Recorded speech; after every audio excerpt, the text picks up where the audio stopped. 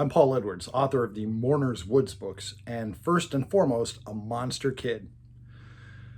Tonight I'm watching Girl in a Swing from 1988, starring Meg Tilly. And yes, if you've been following along my channel, I do have Meg Tilly on the brain because we just talked about Psycho 2 the other day. So this is another Meg Tilly horror movie. This film, though, is much more of a slow burn. This is primarily a mystery with some horror elements to it, supernatural horror elements.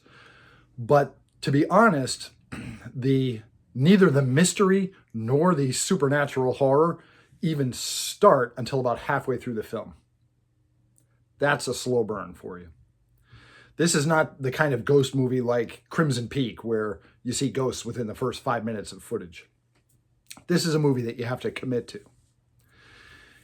It's all right. It is based on a 1980 novel, and the author of the novel had a hand in bringing the screenplay to life, translating from the page to film.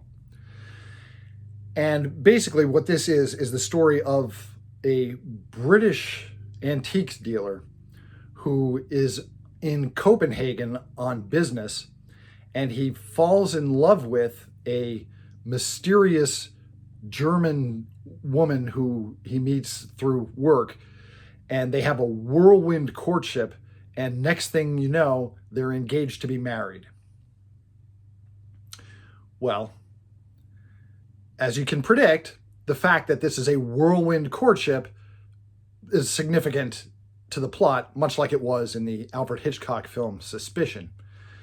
You know, there's a reason why people usually wait a while after meeting someone before they get married. You want to know what the person's background is, what they've done in their life before they met you. And, you know, these characters, swept up by the romance and emotion, say, oh, well, you know, I don't care what you've done. I love you. Let's get married. And of course, at least in the movies, it never ends well. In this case, the whirlwind courtship ends with a marriage, and the couple moves to England, where the husband is from.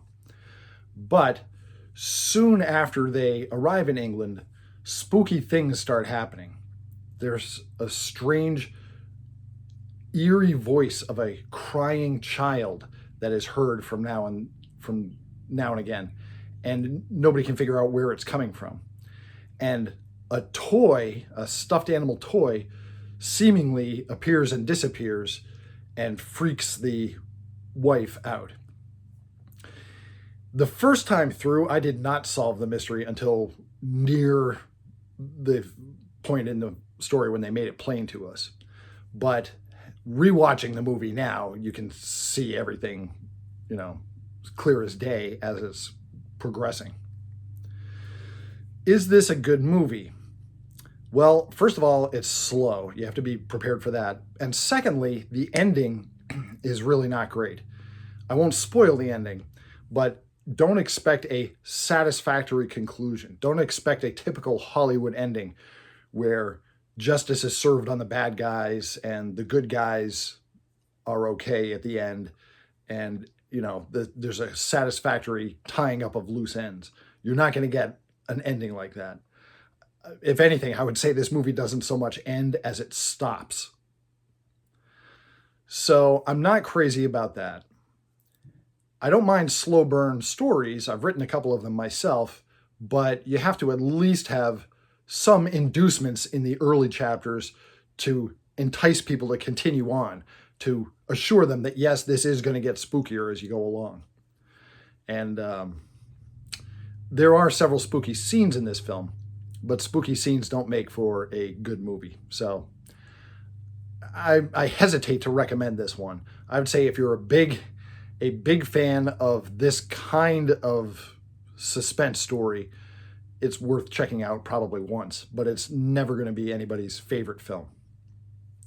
But the scary scenes that they do are well done and effective.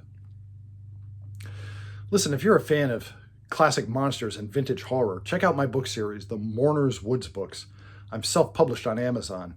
I've written a series of novels that basically bring to life the vibe and feel of 20th century monster movies. My name again is Paul Edwards. My books on Amazon are the Mourners Woods books.